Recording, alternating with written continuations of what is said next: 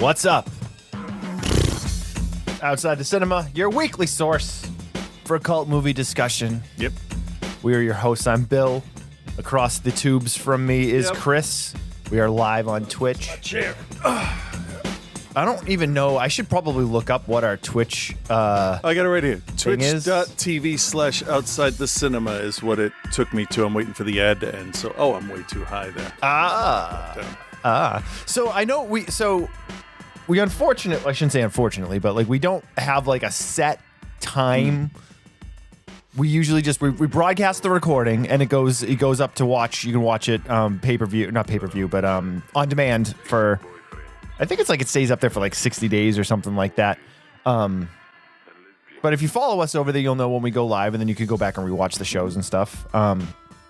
Which is the only way to see the shows before they release publicly, unless you're a Patreon member, which of course is patreon.com/outside the cinema. Yeah. And it is what it is. It is what it is. We're back. We're doing our 2023 catch up, trying to watch as many of the films from this year as we can to help better inform our year end list and such. This week on the show, we are doing 2 Shudder exclusives, but one of them is not currently available on Shudder yet, which I was totally confused by. Me too. So, friend of the show, well, maybe former friend of the show, lapsed friend of the show, Joe Lynch. Suitable Flesh is his new H.P. Lovecraft film. Sure. People are still making Lovecraft films. People want to watch them. Oh man, it is flick. so difficult not to say anything at all about anything until we get to it. Just hold. I'm so dude. excited. Just hold. We'll do it first. I promise we'll do it first. Listen, we'll do it either first. one first is fine. Seriously. Suitable Flesh by Joe Lynch. Joe Lynch, of course, half of his team with Adam Green behind Halston. Joe Lynch also did Wrong Turn 2, Mayhem. I really like Joe, and I like most of the stuff he has done. So I'm looking forward to digging into this film with you. And the other film we are doing this week is every time. Yeah. That's a setting I can change too. That's the best part. But I always forget to. Because I literally only think about it when I play the music to start and end the show each week. And then once that's done, I don't think about it again until the next week it happens. Yeah. Night of the Hunted is the other film that is also exclusive to Shudder here in the United States. I think if you guys are fans of us when we have kind of like heated opinions, this is going to be the show for you. This episode this week, episode 817, if I'm not mistaken, will be a good one to check in on. But before we get into that, I did mention the Patreon, patreon.com/outside the cinema. That keeps the show alive. That makes it so that it doesn't cost us anything out of our pockets to host the show or to produce the show. If something breaks, we're able to fix it. Something new needs to be brought to the table, we're able to do that. It's the best way to support us. And honestly, Patreon is probably the best way to support independent creators in general. Their fees are nominal, and most of that money goes directly to the creators you support. So if you listen to a podcast or you have an independent artist that has a Patreon, that is the best way to support them. Not their OnlyFans, but their Patreon. Yeah. Actually, I don't know. Maybe OnlyFans is although I've been hearing things about OnlyFans not being good for creators anymore. Well, remember they tried to ban nudity once?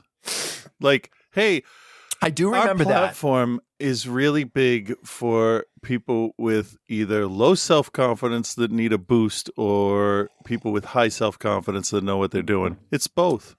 And you know what? I don't give it. You sell pictures of yourself. That's, you're doing the same thing with your normal job. Why not do it and make more money? I don't see, but their issue is that they want their platform to be mainstream. Tough. It's too late. As long as, no, but the thing is, it's not too late though. That's the thing. I mean, as a person that I guess would be all for sex workers and sex workers' rights, I really don't have a skin in the game other than I feel like everybody should be able to do a skin in the game. Yeah, I do. Like that. Everyone should be able to do what they want to do.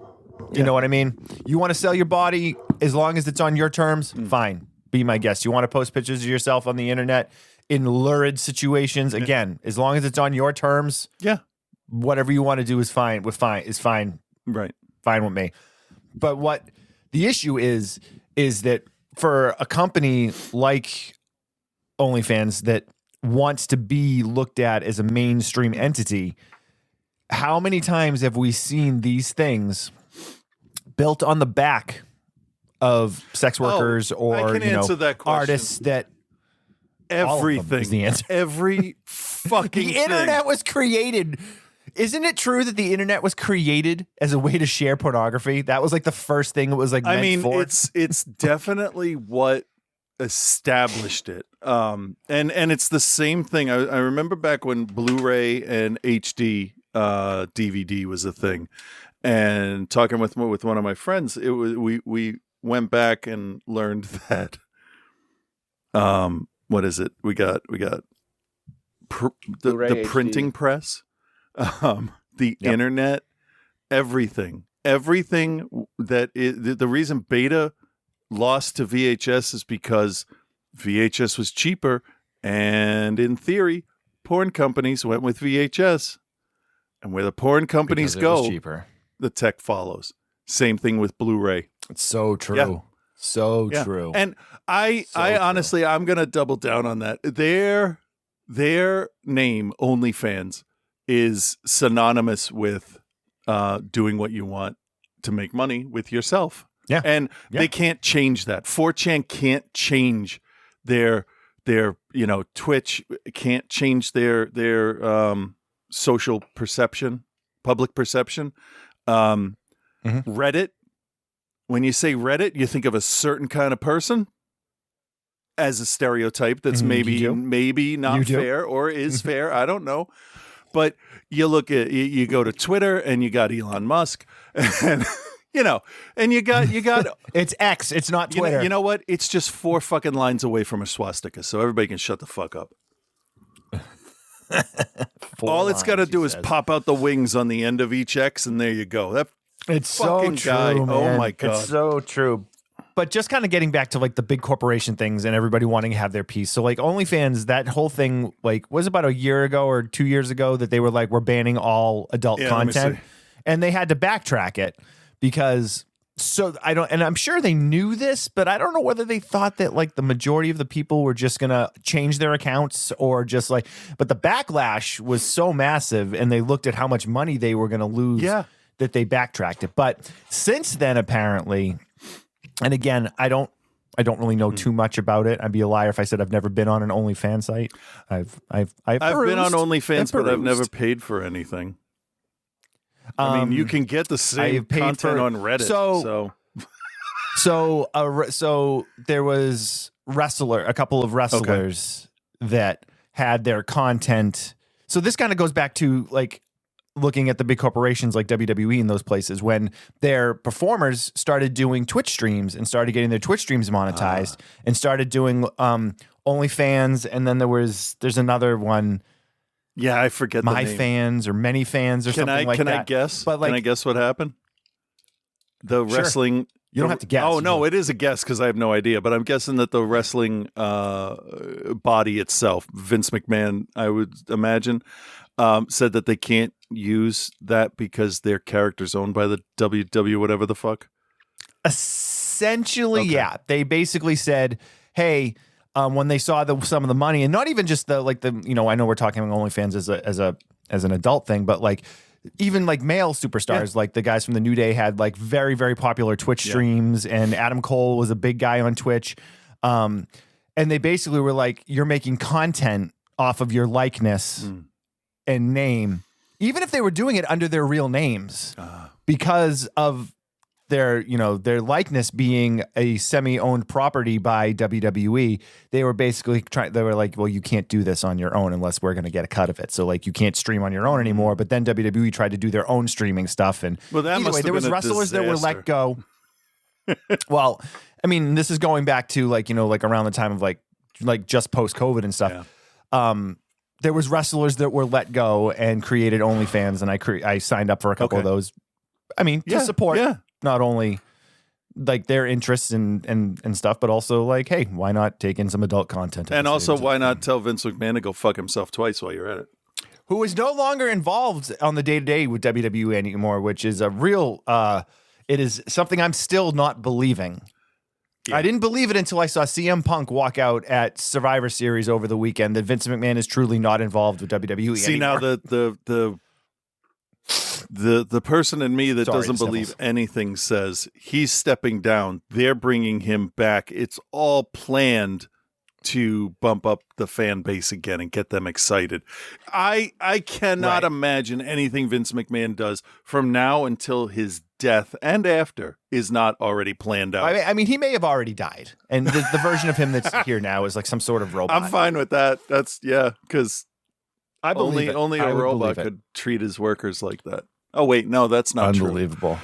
Fucking, they're not even his workers. They're paid. They're only like that's. The thing that was the most frustrating, and things have changed in the WWE in the last few years because Triple H, Paul Levesque now is the head of content creation, and like things have changed, things have gotten better.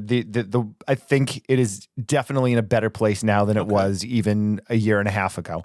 But the idea of this, like, you're not employees, you're paid contractors, unless it's something we need to treat you like an employee, then you're an employee. You're a paid contractor until you try to use your likeness.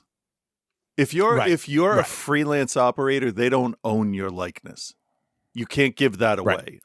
You can, but there's all kinds of weird wording, and that's why all the wrestlers that would come in from outside the WWE that were coming from the independents or another, whether it be AEW, NWA, GCW, any of these other things, they always changed their name so that they could own the name that they were going with, which is something that is just, and it would to the point where like. Triple H understood the independent scene, and when he would bring guys into NXT, which he was running at the time, he would usually let them keep their name if they had built it up. Adam Cole is a perfect example of that. He was able to stay Adam Cole because he was already a big commodity. Okay. But then what Adam Cole, is that his real name? No, his real name is Austin Okay, Jenkins, I wasn't sure, so I just had to. Okay, that makes sense. Adam Cole is still his stage name, but it's his known stage name. But then what would happen is when Vince was still running the quote-unquote main roster stuff, Raw, SmackDown, he would then change their names coming out of NXT into the main roster. Guys that had built fan bases in NXT, which is under the WWE umbrella, would then... LA Knight is the perfect example of this, who's a huge star right now. He came from a number of other places. He used to work in Impact and TNA under a different name, but he came into NXT under the name LA Knight. They move him to the main roster. Vince not only throws away his gimmick, like gives him a completely different gimmick where he's now running this thing called Maximum Male Models. And they change his name. Yeah, change his name to something else. I don't even Max something. So it's name. MMM. I don't even know, dude. Yeah, dumb. Yeah. So stupid. And so around the time that Vince was still running creative, but this was also around the time where he was going to step. There was like all that shit going on. And right after he stepped down, and they could see that the Eli Drake was his name in Impact. It wasn't working, and so at some point, like they did this great thing where Triple H allowed him to start becoming the other character again. Okay, and like he started using the catchphrases, and then he just full on went. He's like, "I'm done with this model shit." He's like, "I know who I am. I know what I'm supposed to do," and now he's like the most over guy in the company. So what the moral of the story is? Fuck Vince McMahon. Sign up for OnlyFans. Put your dick on the internet. It seems like Vince McMahon hits on something that makes money and then refuses to hear anything that might make it better. Unless it's his decision. Right. He has to be, that was the biggest thing, is it had to be his creation and his decision. Yeah. You couldn't come in, which is why like Sting never showed up in the WWE for so long, because Vince really just didn't want to bring Sting in, because I think he would have, but I think Sting knew that he wasn't going to be able to be the guy that he wanted to be. And by the time they brought him in, he was much older. I mean, he's finishing up. He's wrestling in his final match this January, but God bless 62-year-old Sting. That's Guy's 62 years old. He's diving off of balconies in AEW. Well, I mean, Unbelievable. he did have a shitload of muscle to back up, when he was younger, and that can't all have gone away. So maybe he's got some nice muscle padding when he goes through a table. I mean, is there a better a 62-year-old man that in the world that's probably in better shape than him? I'd be really hard pressed to find a one. handful, like All right. Schwarzenegger, maybe. No, well, Schwarzenegger's in his 70s Yeah, now. but in his 60s, I'm saying.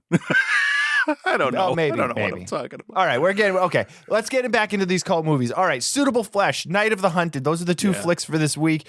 Both are Shudder films. For whatever reason, Suitable Flesh is not available to watch on Shudder currently. It is not going to be there till January. But if you do want to watch it, you can purchase it through like Amazon and Apple TV and all those places, which is bizarre to me. Yeah. Let's listen to a trailer.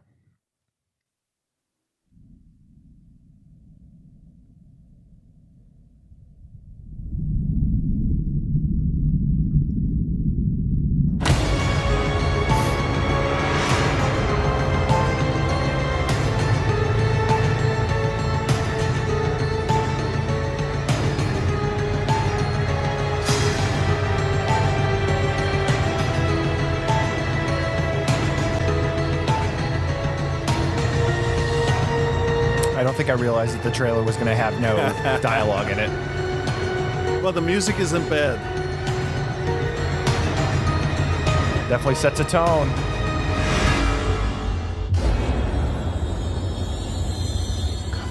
What are you doing? No more questions. Filmed in Cthulhu scope. Shut up. Shut up. Yeah. So Suitable Flesh, 2023, directed by Joe Lynch, based on which H.P. Lovecraft story? Stranger? The Thing No. on the Step or something. Thing on the Thing Step. on the doorstep. I don't know. It's Based on that, and then Dennis Palaui wrote the screenplay for this. He also wrote the screenplay for such Lovecraft adaptations as Reanimator, From Beyond, and Dagon. yeah. What the fuck happened? Oh, well, he's like 90 Well, years old now, is what started happened. with Reanimator. Fine. You get to Dagon, and it's like, all right, I guess. But this is. Dagon is I'm going to bad. say this is just a cursory understanding of the story. This is Right. So- surface level bullshit. Yeah, all right. So I'm Sorry. gonna Sorry, plead I with showed my hand a I'm gonna little there. plead with you here. I'm gonna plead with you to just hold off while I set some If stuff you up here. ask, I will. if you don't mind. All right, please. I know, and I know. No, I got something up my sleeve, so I'm good. All right. So as we said, directed by Joe Lynch, best known as the director of Wrong Turn 2 and his work on Halston with Adam Green.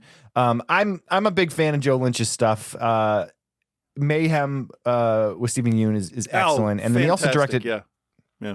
and he also directed Everly with Selma Hayek, which is also I think was really excellent. And a lot of people forget about Knights of Badassdom, which was very good too.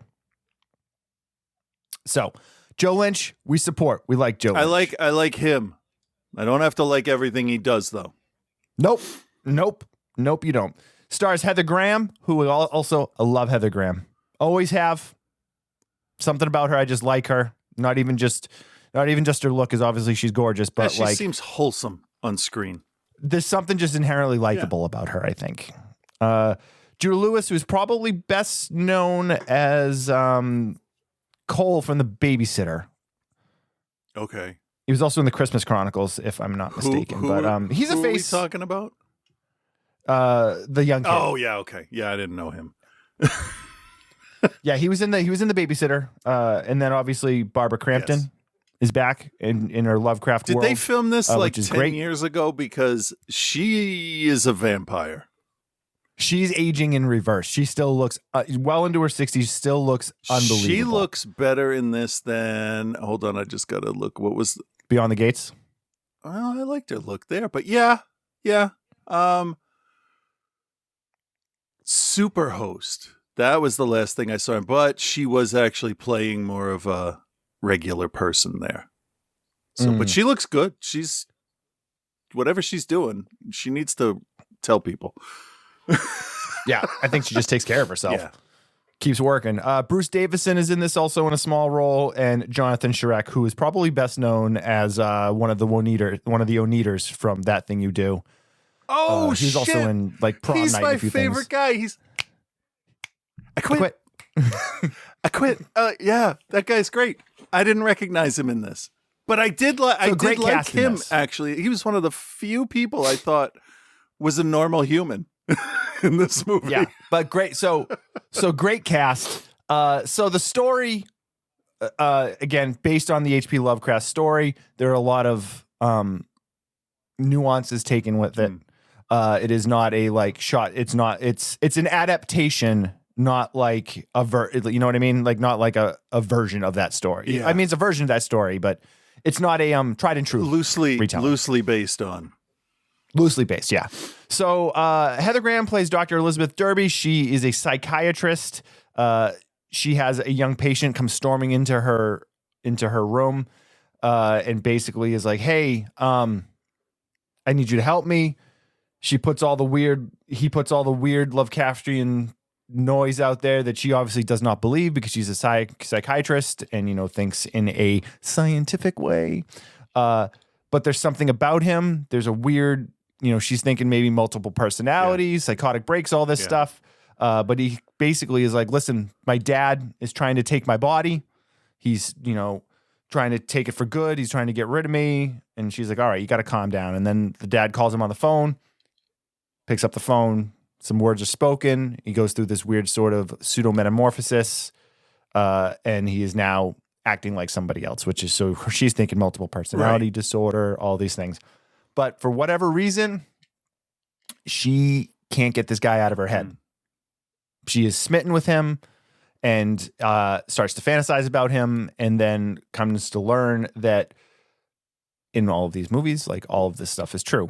Her best friend is Barbara Crampton's character of Danny Upton. She is a fellow psychiatrist that she is working with. Now, all of this film is told through Heather Graham retelling what has happened. She is now walled up in a psychiatric unit, a la In the Mouth of Madness or something like that. You're and she's typical retelling. padded cell. Yep, and she's retelling to Barbara Crampton, Danny, retelling to her what exactly went down. And that's how the story unfolds itself. And then we eventually catch up at the end and we get the ending of the film. So I want to start by saying the Lovecraft stuff is definitely a big part of this story. It's precursory, but it also at the same time goes deep enough that if you don't know a lot about Lovecraft mythology and the storytelling, some stuff can kind of be like, where is this coming from? Which is, I think, a hindrance in a sort of way. My Lovecraft knowledge is decent. It's not great. Yeah, I haven't said this before, but I want to just put this on the record. I do not like the person, but I like what he made. He was That's fine. Probably a homophobe, definitely a racist. Yep. Hated dogs, loved cats. So I'm half on that one, but All right. yeah, it's not like a Louis C.K. where it's like, well, he's the product of his time, and it doesn't work with Louis. Right. But here, I mean, 100 years ago, I'm not making excuses for him. He's a piece of shit, and some of his stories are actually bad. There's a lot of them that are bad and this boring. one in particular is noted. The thing on the doorstep is noted to be one of his weaker entries. So yeah, I don't want anybody to think that because I talk about Lovecraft a lot that I am like that. No, fuck him. But I like this. I like the mythology. Maybe I'll go with like an Ashton Clark instead of him. But anyway, Well, you can look at it in terms like Michael Jackson. You can appreciate Michael Jackson's music and not support the man. Yeah. It's definitely easier with people that have been dead for 100 years. Because you're like, oh, well, everybody hated black people back then. Now it's only the people that vote for. Anyway, so what are we doing? Anyway, getting back to my part of this before I unleash you. It's Lovecraft, and it is a Lovecraft story, and it is shown that way. And then some of the mythology is woven into it in book form and spoken phrases and those types of things.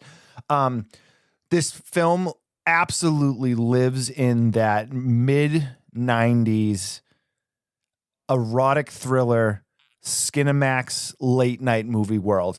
And it's purposeful. It's not like I mean, it's cheaply made on and made on the low, but Joe Lynch very specifically made a erotic thriller horror film that would have been one of those direct-to-video ones that you would pick up at Blockbuster. That had this the blue and yellow sticker that was like mature. It would say what it said like for mature audiences only or whatever. We're talking stuff like the Bear Wench Project. Yeah, or very much. I got a very much a Red Shoe Diaries feel from this, or like Illicit Games or those. But it's more of a horror film, and there's multiple sex scenes in this. God bless Heather Graham, 53, 54-year-old Heather Graham, bearing it all and looking amazing. And it's definitely in that, late night, cheap horror, erotic thriller world.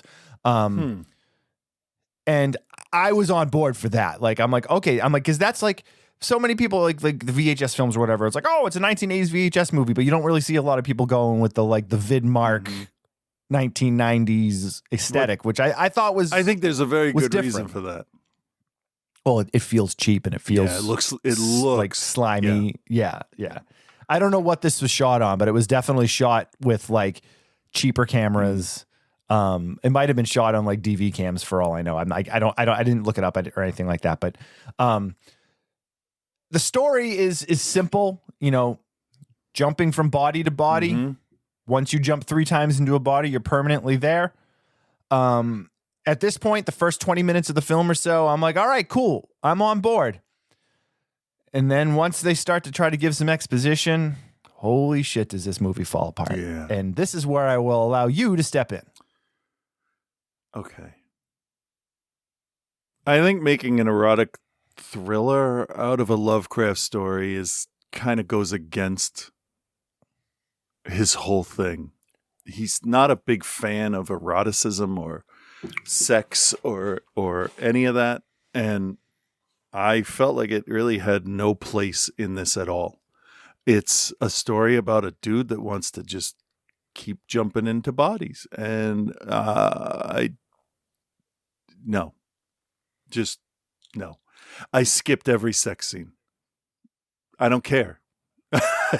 It was boring. That part was very boring. But if you're going to do a mind-swapping thing, first you had one good person. The kid in the beginning went from scared kid to villain very well.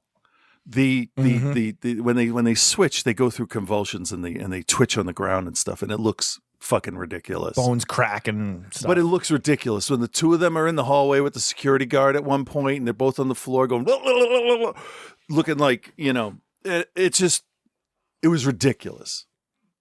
I didn't give a shit about anybody at all. Nobody was likable in this. And the husband, I think, was the only one. That's fair. And the cops, they were all right for once. Yeah, the cops, they're just doing their job. Yeah.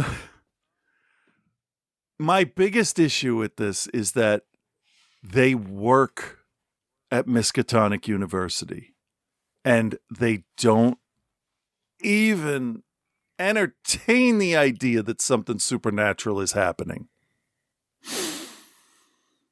That's not good. You have the fucking not if you're living in that world. Right. Because the kid had, I don't know if you noticed, but on the inside of his wrist, right? That's the part where that matches to your palm. Is that how we call it? Yes. It was a tattoo outline of Antarctica. Oh. So if you're going... Did you also notice that he was wearing a Faith No More t-shirt? I actually read that before I saw it. Yeah. But I'm like, Joe Lynch directed the Sunny Side Up. The last. Yeah, I like that. It was an interesting idea. Go check it out. I'm not telling you what it is. But if we're gonna Easter egg Antarctica, then everybody should know about Armitage's trip to the Antarctic in the 30s. And what they found, and that there are aliens, and the Necronomicon works, and that Wilbur Whateley came to the Arkham Library to get the missing pages from the Necronomicon he needed to. It's just like Reanimator didn't need to go further out into that, because you had West doing his experiments, people trying to stop him. That was pretty much the crux of the whole thing. Here, it's this person has a problem. I need to use all of my professional skills to do that, but let me just not pay attention to any of the supernatural shit that has supposedly come before now. So it's not really a Lovecraft story if you're not going to bring any of it in to be real, like in that world. So it felt empty. Right. I could see maybe if you were new to Miskatonic and this is your first case, you know how they, like with Hellboy, it's like, oh, hey, here's the new guy. Fuck him for the second movie, but because you already get everything. It felt like they self-restrained for no reason. It would have been, I think, you could have still written the thing if someone had just said, you know, oh, hey, yeah, there was this guy and he tried to come back and he was stopped and blah, blah, blah, you know, the Nameless, that kind of. Yeah. Yeah. And maybe that could be of some help. And then you can just introduce other characters. I mean, if you're not going to stick with the original story and you're going to throw a whole bunch of sex scenes in here, just take it further. You know, right. Even in Pickman's model, right. Doorways to other dimensions exist. That horror at the museum, all of this stuff is just thrown out to make one story. And I don't think you can really do that, especially with something this small. Also, well, didn't Heather Graham used to be a good actress? Yeah, I feel like she's acting to the film here, though. Like, I feel like if she's acting to the pay that she got, I understand. I know. I firmly believe that, like, they went into this and Joe Lynch was very much like, this is going to be a stilted, staunchy, direct-to-video style, Skinamax type film. So, like, I feel like all of the actors in this were playing to that. Yeah. She just seemed less believable than the rest. I don't know. The husband I didn't have was any great. problems. Yeah. And I thought the kid was good, too. Yeah, he was fine. Can I the biggest dialogue? So the dialogue, the right? dialogue's bad. Oh, yeah, it's like a 13-year-old wrote it. Some of the stuff, like the lines, like she says, maybe we should come inside, and he says, I'd like to come inside you. Like, who the no, you don't get to write scripts anymore because that's fucking terrible dialogue. It's just that made me cringe. I have not been able to stop thinking about how bad of a line of dialogue that is. I understand the point of it, but it's adolescent at best.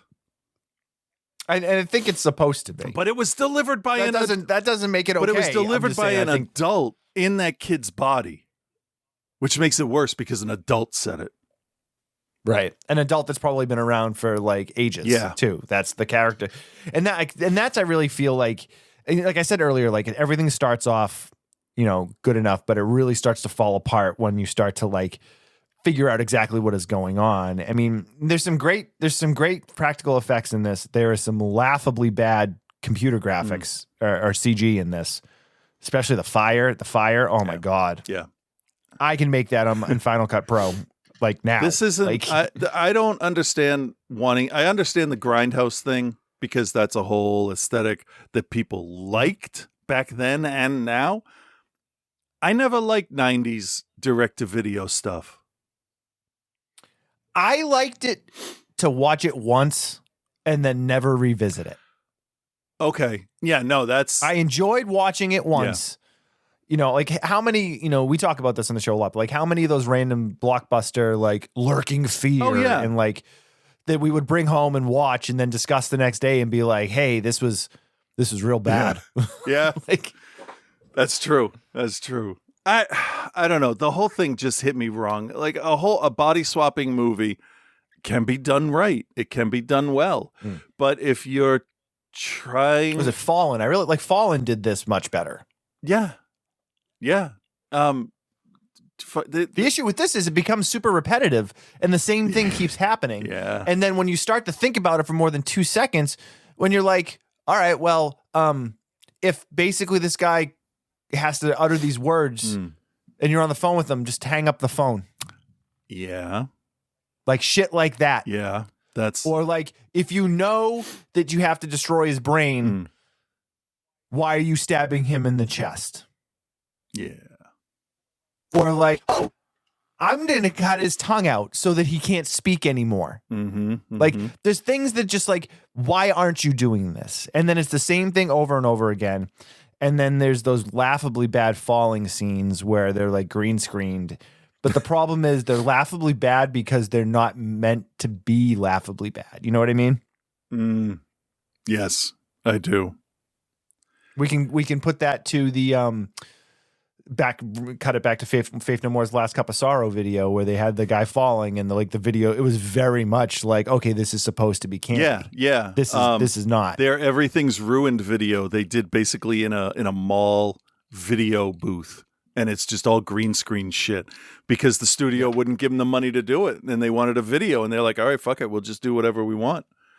And it's supposed to be that way. This, from the beginning, I did not get the feeling that it was supposed to be a throwback kind of thing. It just looked cheap.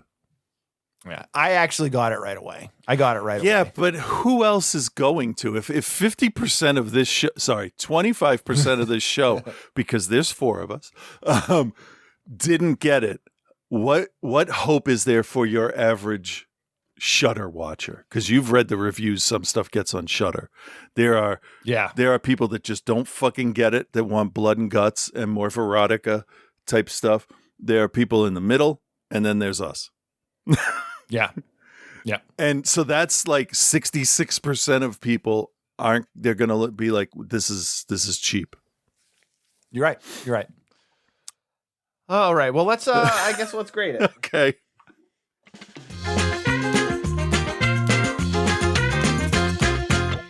All right, Chris, do you recommend and what is your grade for Suitable Flesh? I'm not going to recommend this. There are very few Lovecraft adaptations that I think are done well. You can go off script, but it has to be good. And I don't like Reanimator definitely goes off the book. Part 2 picks up a little bit of what they left out and stuff like that, but that's fine because overall it's a solid story about one man's. It's Frankenstein. I mean, come on, let's just stop calling Frankenstein redone, and no one's gonna stop him, and that's enough motivation for a character. This dude just wants to live forever. He gets into a body, and the magic stops working, and he has to. Why doesn't he just chain the dude up in the basement like he did at the end of the movie and just keep him there until it becomes permanent? That's the thing. You got to do it 3 times, and then you're in the body. But he can't get to 3 on any of these fucking people. Well, and then he does, and I totally understood the getting into the body of the younger kid, but then why is he jumping into the body of Barbara Crampton, who's older than the character was when he started or whatever? You know what I mean? It's decisions that just don't fit. I have one possible idea for that. She can keep the Heather Graham character, who is Barbara Crampton's character, in that cell if she has her place there. So her secret can't get out. Spoilers. Slight spoilers there. Yeah. I'm not, whatever. Sorry, I guess. But this was just, it was, by the time I thought the characters would have figured out what to do and started to formulate a plan, it was only 45 minutes into the movie. Mm-hmm. And then there's another 25 to 30 minutes of sex scenes and bumbling body swap. And I just wasn't into it. I like the security guard. He was fun. Overall, this is definitely a pass. I'm just going to give it a D. There are things that I liked, but nowhere near enough to make me recommend this to anybody. This is like lower level Lovecraft stuff. Okay. I'm actually going to recommend it. I'm going to recommend it. I quit. That's fair. That's fair.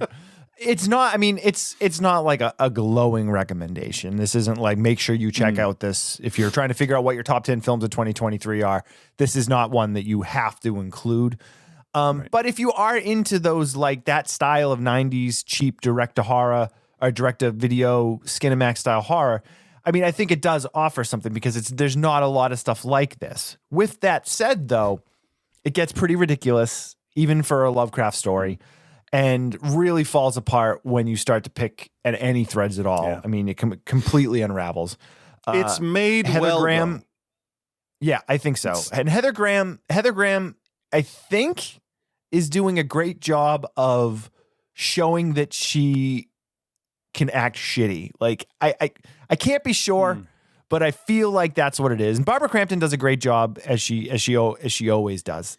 But overall, it's very mid. Yeah.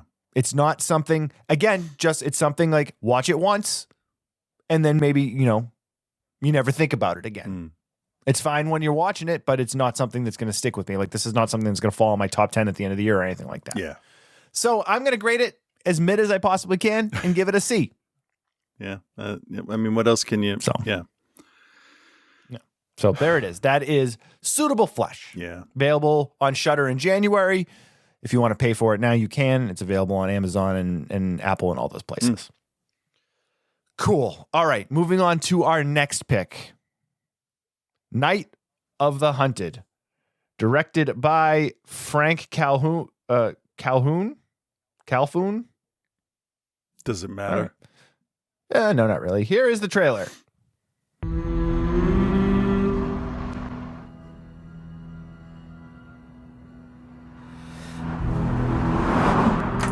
Can I get some gum? And Hello?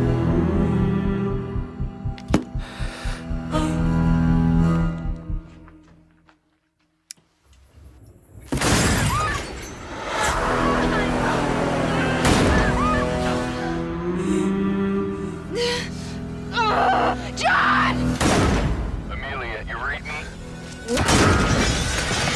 hey, Alice. What's going on? John? Hello?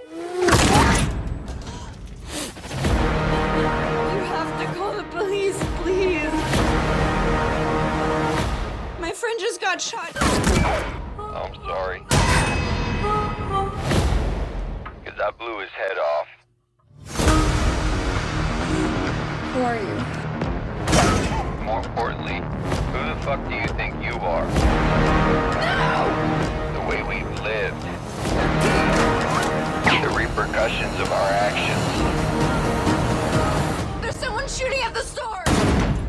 Go get your phone. Are you insane? I'm being shot at all night, and the moment that you get here, it all stops. We seem to be stuck, you and me. Why are you doing this? You think I should feel guilt? We share that gene.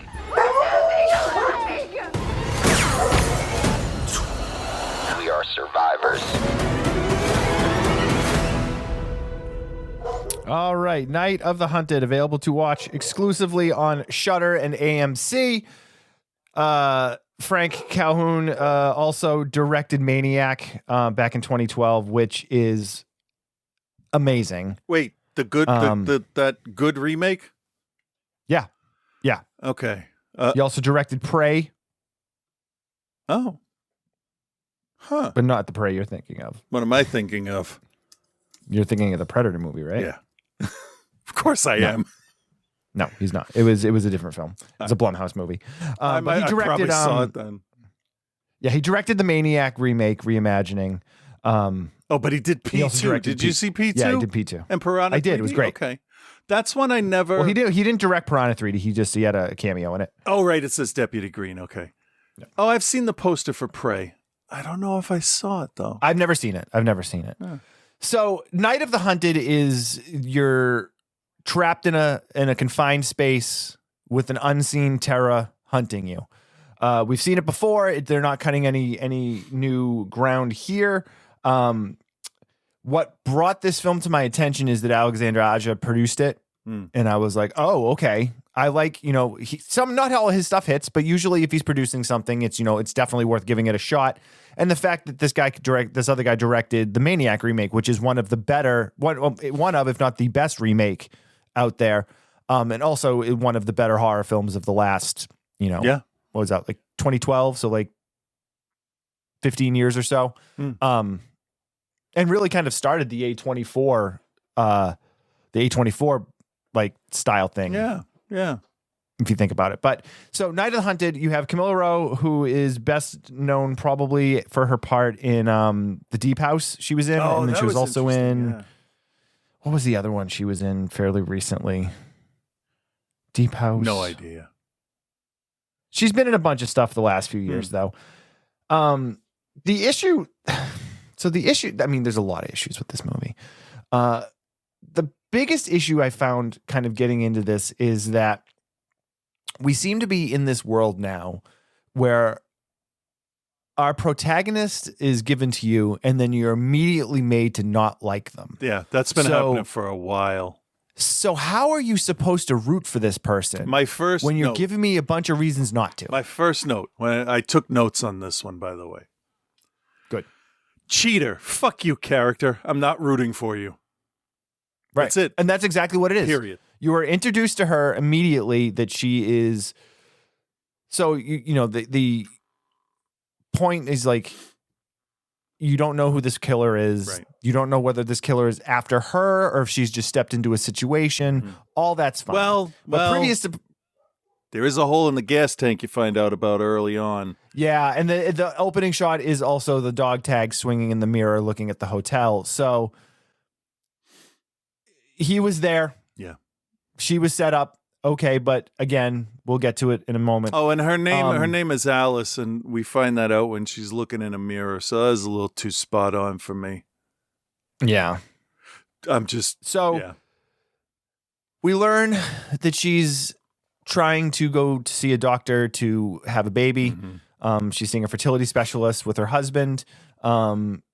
She's coming back from a work trip, but we know that she's sleeping with one of her coworkers. Yep.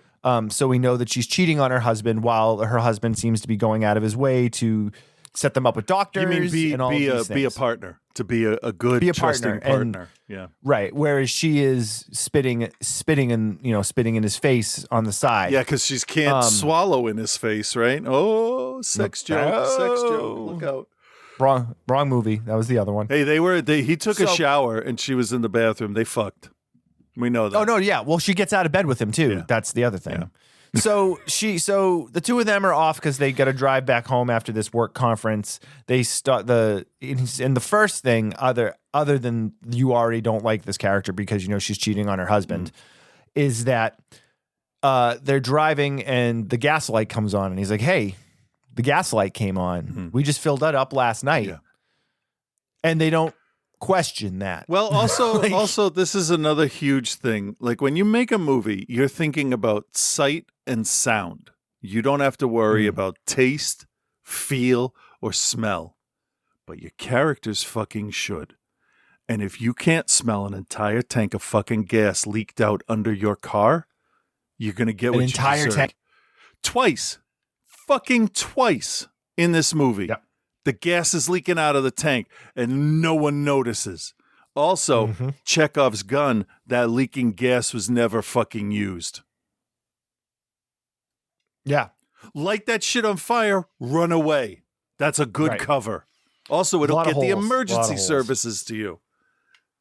Okay, So, as I said before, I really do like isolation horror. It's one of my favorite subgenres of horror films. But the issue with this one is that you need to have a really, really well written story to go with it. Because you're confined to one space.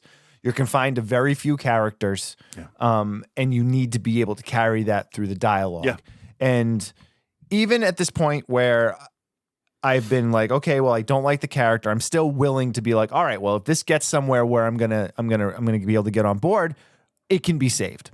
So she goes into the store while the other guy is gonna fill up the car, and we immediately again are now given another reason to just be like, fuck this girl, like fuck her, she's just a jerk.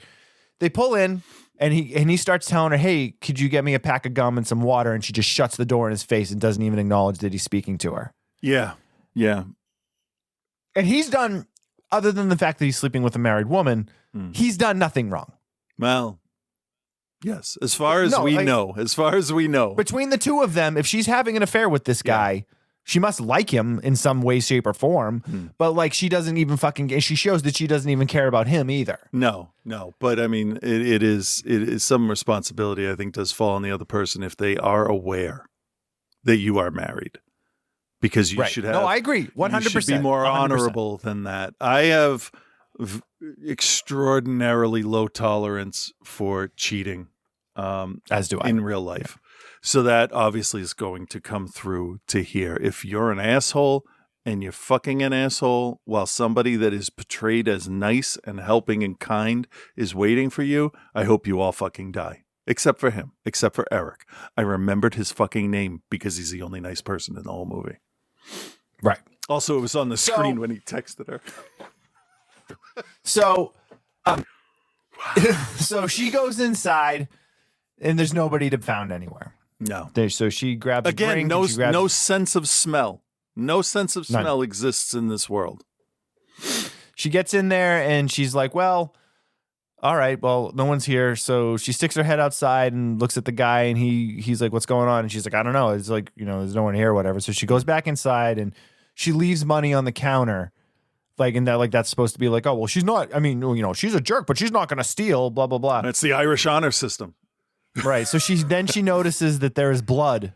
And the fact that she didn't notice this already, or there's blood splattered all over the back of the cash register area. Something that's massively overlooked too, that could actually be a decent way to introduce a dead body, is that all your muscles just give. They just relax.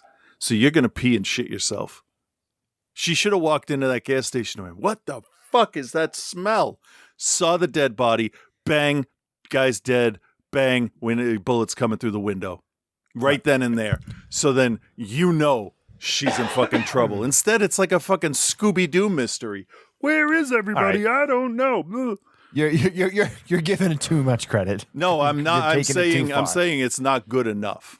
That's what it. No, it's not. It's actually quite poorly written. So at this point, she realizes that something is wrong. So she goes to walk out, and as she steps out the door, bang, she gets shot in the shoulder. She drops to the ground. Few more shots. She hides. Now, they didn't make it sound like there was a silencer. And even if there was a silencer, this guy's shooting through windows. Yep. Things are breaking. And this guy that's putting the gas in the car doesn't hear any of it. So we're taking away the sense of sound now, apparently, I totally missed that. Didn't hear any of it. Even if he's sitting in the car, which he was sitting in the car. Oh, with the music had the music going, on right? or whatever. Yeah. No, that noise one time, it's rifles are fucking loud. Mm-hmm. And if we're going that he's military, a military sniper because dog tags, I guess, he would have some rifle that would be high powered, whatever. Even a suppressor on it, it would still be really fucking loud. Silencers aren't magic. Suppressors aren't. They're not a magic device that makes the gun go poop, poop, poop, like in fucking GoldenEye. It does not do that. It takes bam and makes it bam. That's it. But now up that by 100 decibels. So yeah, he should have known. Absolutely should have known. Well, he didn't. No, so and she's now cowering. The hole in the gas tank is like a quarter of an inch wide, right? It's like a stream of pee coming out of the car. Everybody pees, so I think that's applicable. Everybody does pee. That is true. There's no way an entire tank of gas, the amount coming in from the pump to the tank, it would not leak out that fast to show an empty tank. You would be able to drive down the road for a while, and then you'd be like, wow, I used up way too much gas. You'd have to use like one of those circular drill saw cutter hole things just to like cut a 2-inch hole in the tank. Right. So because most car tanks carry between 12 and 15 gallons at this point. Mine is 9 in my Prius. Yeah, but yours is a hybrid. Yes. Mine's only like 8. What were they mine's driving? a plug-in, so it was just like a standard 4-door sedan. Yeah, I think my old Honda, the Civic, was a 16-gallon tank. Yeah, that sounds about right. So So she's now cowered inside. She's been shot. She does her best to patch herself up. But this other dink is just sitting outside in the car, not even wondering where she is at this point either. Yeah. And it's like a few minutes before he comes in. Then, as you said, the gas light comes on again because apparently the entire tank that he just filled is poured out and he doesn't even realize it. right, can't smell it. Can't smell 10 gallons of fucking gas on the ground. But then he realizes it, gets out, sees that it's leaking, and then decides to go inside. So no point has he questioned what's going on. So we then hear the voice on the walkie-talkie that you heard in the trailer. He's looking for his wife, blah, blah, blah, blah. She's cowering. Josh comes in. She's like, get down, there's a shooter. And he's like, what? And gets shot. Yeah. Yeah. Also, and then the guy in the voice is like, the trailer gives it away. You're led through this whole thing about the guy on the radio is a trucker and he wants to know, is his wife okay? Girlfriend, wife, I can't remember. wife. But the trailer just is like, oh yeah, you wanted a surprise? Fuck you. Here it is. This is No. what's really Yeah, they ruin happening. They ruin it for you.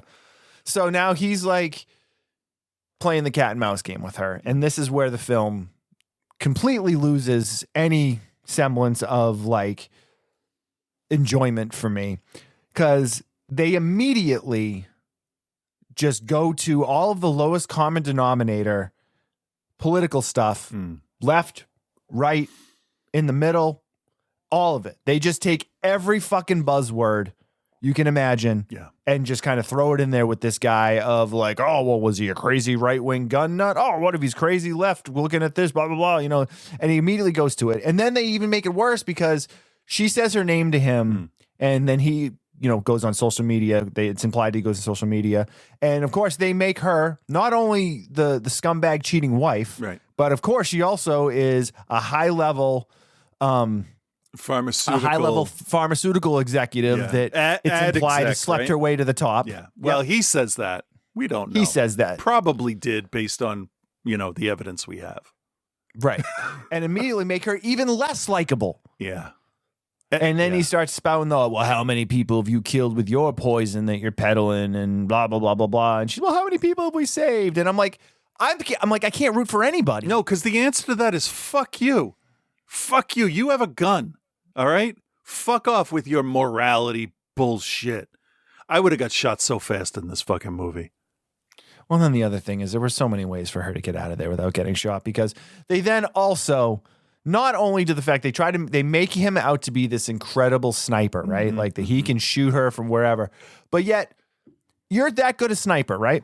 You throw up a bag of chips, you know what? As that sniper, I know that's a bag of chips. That's not an arm coming up. That's not, you know. Yeah. So like they totally make it so that like he's this unstoppable force, except for when like we don't need him to be an unstoppable force and we don't need him to hit. Yeah. And you're telling me that like when she's laying on the ground and he has her lined up to shoot, like he couldn't just take her out. You know what I mean? Like, so there's this whole like, I was very impressed with the bulletproof aisles in this store.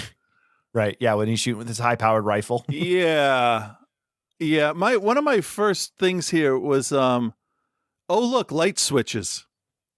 Mm-hmm. And then, aisles have wheels. How do you get this far in life and never bump into something and have it roll on you? Like, did she never work a retail job and understand that end caps have wheels so you can fucking rearrange your store? Well, no. The idea is that she is this like late 20s privileged pharmaceutical executive that, you know, worked her way up immediately out of college and never had to really live life. I was 14 and I worked at Toys R Us and I knew what was going on. Right. So let me That's you, though. Let me go back to my notes here. Let's see. There is no gas puddle under the car at all. Even a gallon of gas would spread from the back out. It's just dry. Like how tough it is to say, hey, Jeremy, go throw some fucking water under that before we do this shot. That's it. That's all you need. Also, where the fuck is he? Because the angles this guy's shooting at are impossible. Right. When he shoots the front of the car, it's an angled, beveled kind of, you know, shaped, almost like a Charger with like extra room on the hood for. but it's hitting at these weird angles where it should like pass through one point before it gets to the other, or Yeah. from there through to there. And I thought the sign was, I'd seen it before. There's a billboard that's it's you can read it. God is now here, or God is nowhere. Dazzy, I want to make sure we brought that up. And yeah. I've seen that real sign before, and it has nothing to do with this movie. It's just a thing that's there. It could have been Marjorie Taylor Greene's face or fucking Bombshell from the Transformers. It could have been anything up there. It didn't matter. It really didn't. Religion doesn't. There's really, a lot of things in this that are like that. Yeah. Yeah. But the heavy-handed symbolism, like when she's first trapped, she's crouched down behind all the canned food. You get it? Canned food. She's there. It's cans. But it wasn't just like B&M baked beans. It was chili, olives, fucking Smurfs, like everything. One can next to it. Like they only buy 6 of each thing ever. Mm-hmm. And just like in the other movie, your Easter eggs / symbolism is trying too hard. And there was no fucking message here. What were they trying to say? That's that's my biggest problem with it, because when you throw all of the conspiracy stuff and you throw all of the left politics and all of the right politics, you're not saying anything. You're using buzzwords, and you're just like, well, somebody's going to watch this, and well, so-and-so is going to, well, I know that Chris is into, left politics, and he, despises the right. So he's going to latch on here. And I know that Bill likes this, and he knows this conspiracy. So when Bill watches it, he'll see this. Yeah. Like, Ready? it doesn't fucking say anything. Here's my take on this. They didn't know what the fuck they were writing. They don't have a stance. They don't have a principle. They don't have a dog in this fucking fight.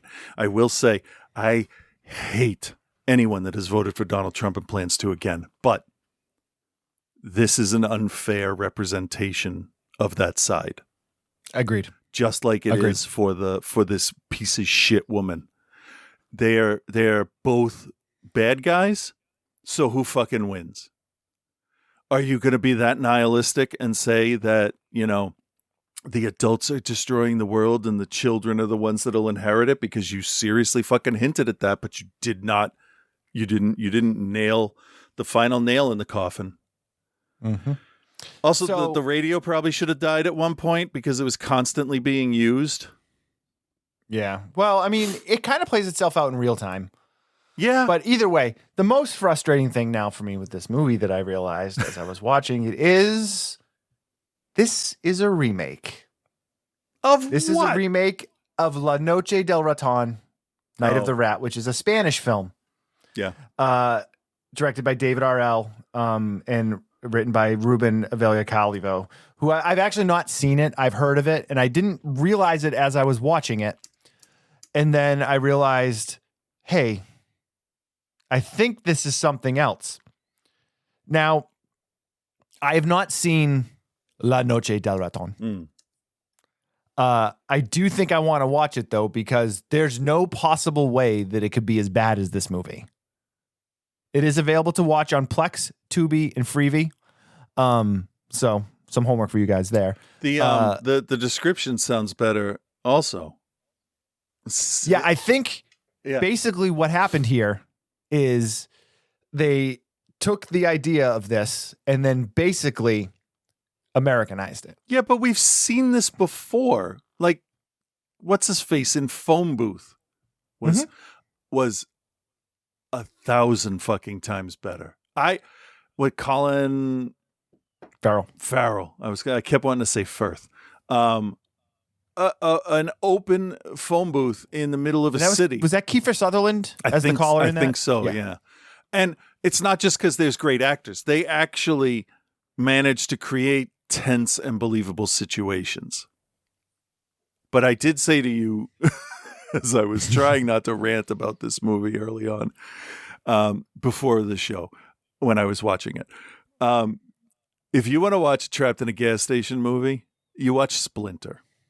because Yeah. that is the best trapped in a gas station movie I have ever seen. Be it completely different You s- aesthetics, though. You're It's a still supernatural type hiding thing, from so- something. You're still No, hiding you from are. something. You are. So No, you're 100% right. But I mean, if you want to split hairs, like this is a real world situation where Splinter is a fantastical, supernatural situation. yeah, okay. So I'll go back to Phone Booth then. I think Phone Booth is a really good example. Yeah. Even P2, the guy directed P2. That's a better movie. You know, than this. I've never seen that. I got nothing to do today. I'll watch that. It's good, not great. I think what ruined this is when they definitely tried to bring in the political climate of The political climate ruins this movie Yeah, honestly, from the because they don't commit to anything. No. That's the toughest. Like you need to commit. Like if you're gonna go with, I hate to say it, the woke agenda. Like they go be like this guy is a right wing gun nut who lost his job because they'll go into all this stuff about how like, oh well, maybe because of you somebody lost their job, and so they keep playing this fucking hoity-toity footsie thing of like, does she know him and does she not know him? It's and spoiler alert, we don't even fucking find out. Yeah, that might have been one of the more frustrating parts. But the whole second half of the movie is just whataboutism. Oh, well, what about the people that you hurt? Oh, what about the people that I saved? Well, what about go fucking yourself? Because you're all scum. Terrible.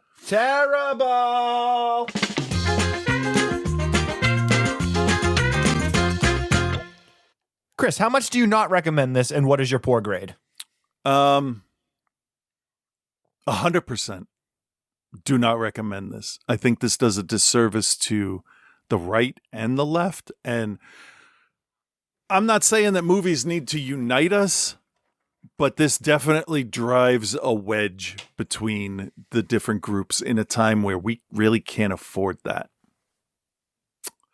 And I'm saying that because you decided to make this a politically motivated shooter. So I have Or to- did they? Because it's never really told. No, but They you bring bring it in. that stuff up. You bring it up, and then that's what it is. I mean, that is pretty much how we go with movies. Real quick, I had a thought with Prometheus when Idris Elba's like, oh, that must be military because nature doesn't build in straight lines. It's like, how do you know you're on an alien fucking planet and you're guessing, and then he's right. Okay, I guess everybody in movies can fucking predict everything. So we're conditioned as movie viewers to take what the main characters say as truth. And with him saying all this shit, all of it was true. He was all of that. He knew people that died from her drugs. He knows people. He's been cheated on. He was treated wrong. He lost his job. Yeah, all of it. All of it. He is he's the epitome of a fucking country song. And I don't give a shit because how does that motivate your character? He had enough knowledge to follow them, drain the car.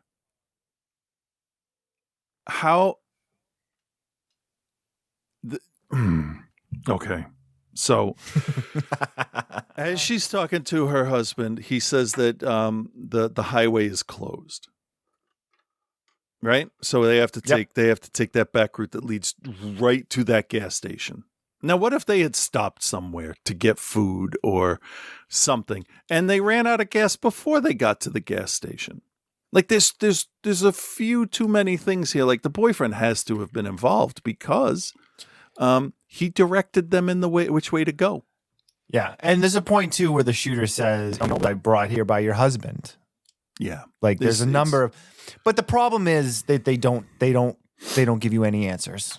And I think they think they're being smart by not giving you answers. Oh, well, you can figure it out for yourself. No, you. Finish writing your script. That's being a chicken shit. You don't That's want not to committed. offend. You don't want to offend either side. Don't write the fucking story. And it's a fucking based off somebody else's movie on top of it. Yeah, and it's not. So okay. So the whole thing is she wants to be a mom. She wants to have a kid, right? So the first time she has to interact with a kid, she says, "Do you know a song? A song. What one song? Do you know a song?" And that kid was historically fucking dumb. I don't think I've seen a dumber kid in a movie. I have. And how I can't remember, but- how does any of the machinery in the garage work when everything's powered down? Who knows? So this is an F. This movie can go fuck itself twice. I like the other stuff the guy did. This totally misses the fucking mark. Yeah. There will be right and left wing people that will enjoy this. But yeah, not me. I think. I mean, I'm not going to recommend it right-wing. either. Yeah. I'm not going to recommend it either. It's just, it starts off and you immediately. I just don't understand making us hate your protagonist 5 seconds into the movie, And then That do is nothing something to that just redeem makes- them. Yeah. That's the thing I think that bothers me the most. There's no like point where she's like enlightened or like, she's just struggling to survive. I guess the enlightenment point is where she basically says that she would sacrifice herself so that people could live. Like, I that's didn't believe that at all. That's supposed. I didn't believe it either. Like, there's nothing and like just the dumb decisions, and like Yeah. she's trying to get The into the first thing- garage. And she can't even like she grabs a little saw to saw the lock off. It's like, are you an idiot? Like, you have hammers there. Why don't you just pry the lock off of the wall? Yeah. It's like, it's fucking stupid. It's annoying. And here's the other thing. It's shot boring. There's nothing interesting about the way it looks. So like after watching it, I'm like, how did Alexander Aja have his hands in this in any way, shape, or form? Because you can say what you want. You don't have to like all his stuff, but his stuff is always interesting to look at. And this guy, Frank Calhoun, Maniac is inherently interesting to watch. Oh, it's fantastic. I don't understand where this movie came from with the people that are involved in it. I mean, it makes coulda- no sense It to could me. have just been a paycheck. There is that. There's a lot of that. And then the fact that it's based off another movie, it's almost insulting to the other film. Like, we talk about Knock Knock and Death Game. Yeah. yeah, or Prom Night and Prom Night. Or Green Inferno and any cannibal movie. Yeah. yeah. Oh, That's did I funny, just pick two movies by the I same was gonna guy? say- Oh, that wasn't on purpose. I know. I didn't see Thanksgiving. I had a lot of people that went to see it that told me it's fun. I'll get to it when I get to it. Anyway, so no, I'm not recommending this. I didn't find anything redeeming about it. I thought it looked bad. I can't quite fail it, but I will give it a D-. I can't see how you can make a message movie without a fucking message. That's, you know what? You're right. Fuck it. Failure. And if he's claiming it's not a movie with a message, then he's failed understanding his own script. Yeah. That's it. Yeah. That's Yeah. As a viewer, that's how I see it. As a filmmaker, he probably sees it different, but it's not your decision to make now. It's out in the public. Well, I am a filmmaker, yes. and I didn't understand it either. So No, you understood it. It just didn't make sense. I'm Too sorry. I many did not understand the stupid decisions people. that were made. That's fair. I totally forgot the name of the other movie that right.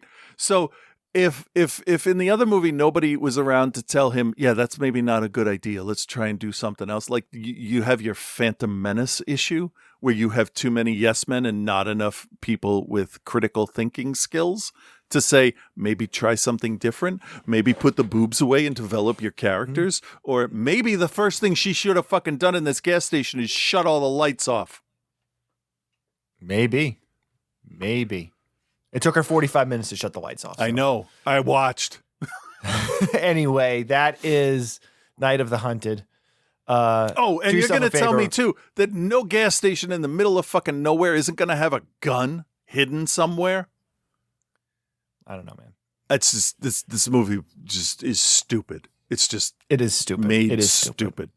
So anyway, next, so Night of the Hunted. Do yourself a favor, watch Night of the Hunter with Robert Mitchum instead. Yeah. much better movie. Yeah.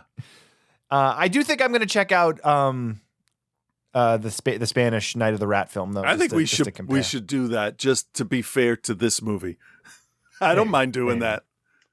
Well, we're not gonna. I mean, we can't do it right now because it's from a few years ago. But anyway, Yeah. So Joe is finishing up the Shining saga in Right. Watch Doctor Sleep, and I'm also gonna pee, so that's gonna happen. Oh, okay. Well, hello, Bill. Hello, Chris, and hello, OTC Nation. Your boy Joe here, and this week, Bill, well, he took me all over the fucking country. He made me watch Doctor Sleep. I did a quick jujule before starting this movie. I didn't spoil anything for myself. I didn't read the full wiki or anything. Just, plot synopsis, cast, whatever. There's Quark. When Mike Flanagan adapted King's book into a script, it was with the intention of making a third and final Shining film with Stephen King to close out the series. Great. No harm in that. Then Dr. Sleep came out in theaters and got really good reviews, but only grossed like $23 million, ending any chance of that happening. I'll get off this horse in a second because I know it's a little high, but when $23 million in profit is considered a failure, something's wrong. Like, if I plopped $23 million in your lap, would you be like, nah, that's such a paltry amount, it's just not worth it? Yeah, I didn't think so. On the plus side, I have a strong feeling that with the overwhelming focus on the studios have had on comic book movies for the last decade, that bubble's going to burst in the next year or two, and we might see a resurgence of the smaller but better films like we did in the mid to late 90s. Even better, we might get a balance of the two and get both. Wishful thinking, I'll grant you. Also wishful thinking was that this movie would have a reasonable runtime. 2.5 hours. Fine. Whatever. Thrill me, Obi-Wan. All right. So Danny is doing just fine in the few years after spending a magical winter with his parents at the Overlook Hotel in 1980. Okay, he's really not, but hear me out. It's not all bad. Okay. On one hand, he has a problem pissing himself because every time he goes potty, the gross, rotting, naked old lady pops up out of the tub and she wants to wrestle. And Chris Hansen is not around for the hot tag to help out. He's making iced On tea. the other hand, the ghost of Scatman Carruthers is like an on-call life coach to help him out, all gentle and friendly, and with a voice as smooth as the Michigan roads after a particularly bad winter. While that's happening, a lady who looks like she works the merch table for Four Non-Blondes at Lilith Fair is hunting people with the shine for reasons not yet explained. The top hat. But I'm guessing she's doing like an immortality thing, or maybe she wants to be the only one with the shine because she saw Highlander and took it way too seriously. Like we all did. And it's like a game of psychic vampire Katamari Damacy.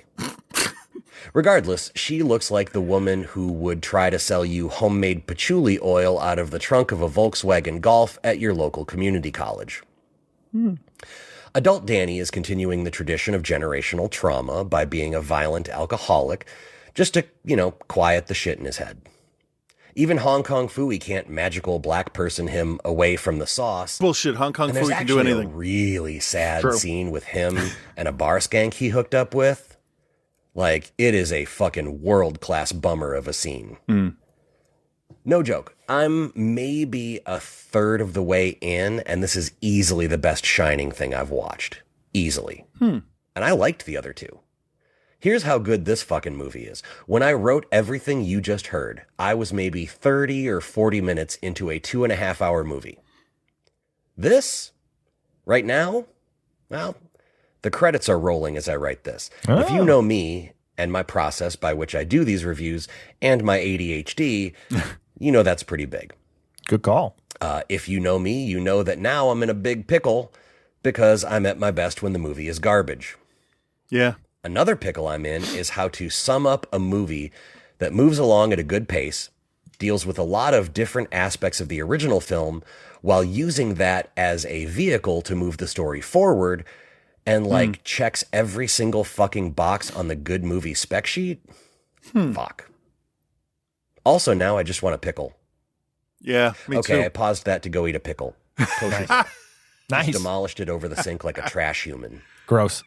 It's a normal More thing so to than do. the plot points and the action beats and the ghostly stuff, this is a movie about community. For good or bad. And if you've seen the movie, you know what I'm talking about there. For good or bad. And it's also about noticing the things that held you back in other people and helping them through it, even when you couldn't do that for yourself. It's about breaking cycles. And that brings me to my overall 2 thoughts, because honestly, I would need another 15 minutes to give you all the plot points of this movie. First, Mike Flanagan is quietly one of the best filmmakers in the game today. Yeah. If you haven't seen The Midnight Club on Netflix, check it out. Maybe we'll get a season 2 someday. Probably not, though. But I doubt it. Second, Stephen King is his greatest storytelling ability is to not focus the whole story on the fantastical, supernatural, horrific elements in like a shallow way. He uses those things to tell stories about very real things that are a part of the human experience. So, like metaphor, I guess is what I'm getting at. Say what you will about his struggles to dismount a story with a good ending. He's the fucking master. Here's the thing. The good. They really chose the right things to reference from the first movie while not once focusing the story on it. Like this may be cult classic blasphemy, but it felt like the first movie was made just so they could tell this story and make this movie. Okay. The bad. Fuck, I don't know. Anything I could say here would be the most inconsequential, nitpicky thing I've ever done. Too long, that's what I would say. I'm just not going to do it. Dr. Sleep redeemed this whole fucking thing for me. Super pass. So, guess that just leaves us with one order of business. Bill, what's next, brother? All right, well, you're going to get to choose Xmas horror films for the next 4 weeks. I'll expound momentarily. All right, OTC Nation, you heard the man. I'll be back with that next week. Until then, go to sleep, everyone. So, Joe, here's your assignment for the rest of the year through the end of December. We want Christmas horror films, and you can choose them, but the caveat to choosing them is that we want ones that we might not know about. Oh. Ones that have not been talked about ad nauseum. We don't want Krampus. We don't want Krampus. We don't want Black Christmas. We don't even necessarily want Silent Night, Deadly Night. We may want Silent Night, Deadly Night 7 or something like that. But Gotcha. Yep. do some digging. Do some digging, because I just briefly kind of looked, and there is some crazy stuff out there, and I'm pretty sure they're all available to watch on Tubi. Probably. So, Speaking Joe, of, thank you very much. Speaking of Night of the Rat from 2015, La Noche Raton. del Raton is free on Vudu, Tubi, VixPlex, and Freevee. Cool. So I'm going to watch that today. Cool. Love it. Speaking of love, Reverend Scott is handsome. I think it's come to pass that there is nothing worse than the CGI that was used in Stephen King miniseries in the late 90s. You Whether shut the it was- fuck up, but don't you wreck on the Langoliers. Go fuck yourself. I forgot about that. I didn't. Never forget. Hashtag legalize it. Yeah. Holy shit. Yeah. With Reverend Scott. This week I started taking meth. Did that just for him. Hey there, Bill and Chris. This is Reverend Scott, and welcome to my universe. Holy shit. We're now in this universe. Yeah. And I have a new movie to talk about that I found to be marvelous. But before I tell you about that, how about I jump into reviewing your reviews of some movies from last week that I haven't seen? Don't. The first of which was Hell House LLC Origins, The Carmichael Manor. and there's a very high likelihood that I will end up seeing this sometime, considering that I've seen all the sequels. Wait, are the other ones actually sequels? So this is a prequel-esque, if you will, but not a prequel. Thanks. That clears up nothing. So we have another faux documentary here, but this time instead of a hotel type place, we have a manor type place. The house is very creepy because it's just a big empty manor, and of course it's decorated with like suits of armor and like all of this other crazy wacky stuff. Crazy, wacky stuff like what? Dildos, basically. Sounds pretty scary already.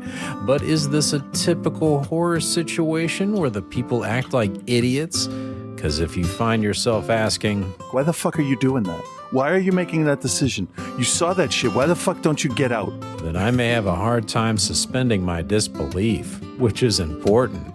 So, did they do that, Bill? One of the characters is really just like, well, you know, we need to leave. Yeah. We cannot stay. And I'm like, yeah, damn right. Okay, good. But that's only half as important as some good foreshadowing. I like when I know more than the stupid characters, because then it's like the anticipation of how are they going to fuck up. Then I guess this new Hell House has a lot going for it. It's on its way to an A. I just hope they let this story stand on its own and didn't try and tie it back into one of the other movies in some stupid way. In the post-production essence of it, after they found this other footage, we're like, oh shit, this is all connected. Yep. Welp, I give Hell House LLC New and Improved Origins Extreme The Carmichael Manor 2.0 a B-. And the review gets a B+, which are probably both grades you won't be hearing again as a review. Where was that? Hurisa. Horesa? I don't know. Horesa, the Bone Woman. Let's hear a trailer. Es que se te parten los huesos. That's about enough of that. So, Chris, what did you... I hate this movie. Don't be holding back now, buddy. Especially don't hold back info on what the fuck was going on in this movie. Because I still don't get what the hell was happening after listening to your review. Because, like, there's a bone woman, and she's got herself a man, and he's not good to her, so she cheats on him? Were they married? I don't even fucking know.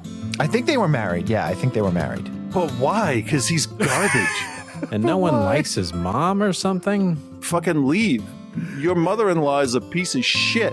Get out of there. I wish I could get out of here. And so does Bill. Sorry, seen it, been there, not interested. Yeah. Neither am I.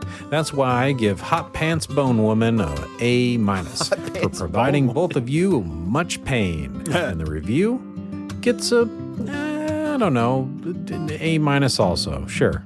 Moving on to more important things like what marvelous movie am I going to talk about today?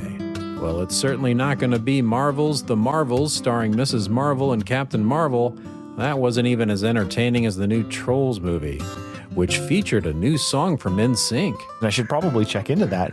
No, what I want to talk about is much more appropriate to the season. From director Eli Roth. Thanksgiving.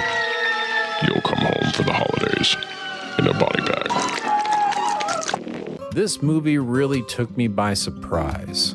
Besides the fact that there was barely any marketing for this movie that I saw, it took so long to come out that the movie the fake trailer came from is old enough to be considered an actual Grindhouse movie at this point. Remember Grindhouse? I don't remember, but that's fine. So the plot is pretty basic. We focus on the home of Thanksgiving, Plymouth, Massachusetts. Louis Litt from Suits owns a big Walmart-type store called Right Mart. He makes the poor decision to open for Black Friday early at 6 p.m. on Thanksgiving, like a douche.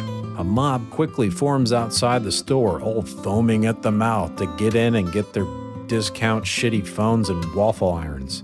Like literally waffle irons. Meanwhile, the store's owner's daughter, Jessica, and her shitbag friends all sneak into the store early in the employee entrance, and a few of them are taunting the mob of pissed off waiting customers. I'm like, oh, this is going to be good. The result is a complete breakdown of not only the glass doors to the building, but also the security guard, as well as all resemblance of civility among your fellow man. And some people end up being horrifically maimed and murdered. I won't say more than that, but it reminded me of the opening to a Wishmaster movie. I just wish you would stop. Anyway, fast forward to the following year, everyone is gearing up for Thanksgiving yet again. Only this time, someone dressed as John Carver in a pilgrim hat and all black has started posting on social media about his dinner plans this year. And he's tagged many of those responsible for last year's massacre at the Right Mart. And now they're all scared for their lives. That's fair. Yeah. So far, so good. Yeah, I think so. What follows is some of the most hilariously fun murders in a whodunit type slasher horror, the likes of which the Thanksgiving holiday has never seen before. Oh, okay, I'm more on board with this now. We're talking stabbings, smashings, beheadings, disemboweling, cooking, slicing, dicing, and a few Thanksgiving puns. April. It's cheesy and some of it's bad, but I enjoy the hell out of it. While not every kill from the Grindhouse trailer is present or exactly the same as it was there, the spirit is there for sure. And I have a feeling an unrated version will eventually follow. Jessica is played by Nell Verlacker, I don't know, from the Disney show Big Shot that I raved about almost a year ago on episode 772. She's a really likable lead, surrounded by a sea of douchebags that you can't wait to see die, along with some red herrings, of course.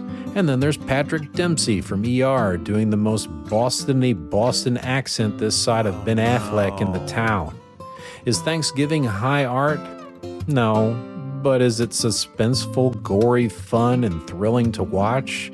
You bet your stuffing-filled ass it is. Not to mention a pretty cool-looking killer, and also a lot of good practical special effects. And who knows, it might even make you jump a few times. How did you not have a heart attack? Maybe I have.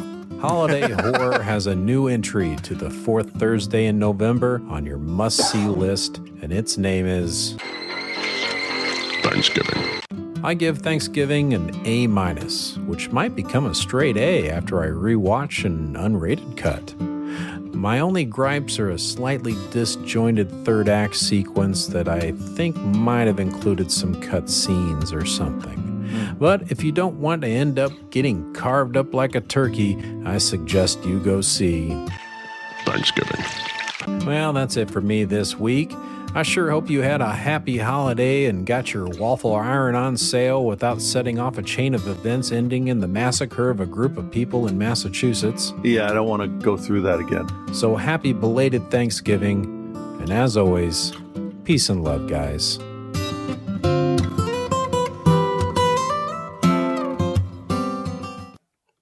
Outside the Cinema with Bill Byforce and Mr. Chris. Everything was great. I hated the two characters, not because of their orientation or anything or gender. They just suck as people. As normal, regular people, I don't like them. Prepare to have the stuffing scared out of you. Thanksgiving. Jesus Christ. One thing real quick that I never understood. Why the fuck is Massachusetts the center of all of that? We weren't even the first fucking colony. 13 years the Pilgrims. before that. Fuck the Pilgrims. They were the ones that Religious had the first extremists. Thanksgiving. That's why it's the set as it is. Stupid. It's called fucking history, dude. You know what? So why? Don't get into it. All right. Hey, anyway, thanks for listening to the show this week, guys. You can go to our Facebook group, just search Outside the Cinema. You can watch us on Twitch. Chris knew the thing earlier, twitch.tv/outside the cinema, I think he said. Let me look. It's twitch.tv/outside the cinema. That is it. Yeah. At OTC Bill, at Cthulhu on Instagram. I don't use Twitter. I have one, but I don't use it. You mean Nazi Twitter? Yeah, that too. It's super anti-Semitic. Next week on the show, we're doing something that Chris found called the Alien Report. We'll talk about the conversation we had when we do that. We will. It'll be funny. And the Netflix film They Clone Tyrone, which I'm actually really excited to watch. Yeah. So, guys, have yourselves a good week. Holiday season is here. Mm-hmm. Eat some candy. Yeah, and brush your teeth. Overrated. Everyone have a good week. Bye. This is the end of your rotten life, you motherfucking dope push up.